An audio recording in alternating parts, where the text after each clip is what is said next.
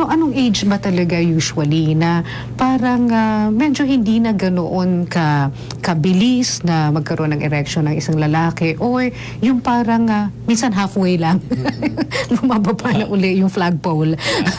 On the average, around mga 50 to 60 years old ay nag-uumpisa na, no, yung magkakaroon ng ganitong sakit, yung erectile dysfunction. Kasi And this is organic? This is the organic natural, type. Oo, kasi nga, mga lalaki na mayroong uncontrolled na diabetes, usually yan, 10 years earlier na nagkakaroon ng ganitong sakit.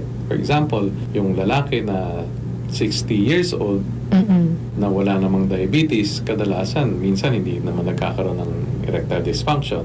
But yung merong mga 50 years old pa lang na pero merong mataas yung blood sugar nila, usually nagkakaroon na ng erectile dysfunction. No? So, right now in my clinic, medyo pabata yung nagpupunta. No? Nagkakaroon ng ganitong sakit. Mga anong age?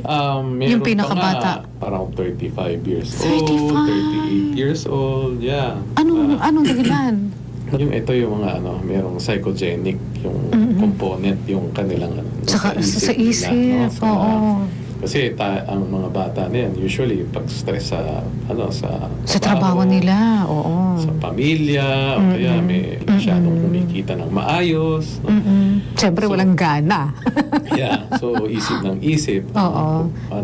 So naapektuhan talaga yung kanilang sexual performance.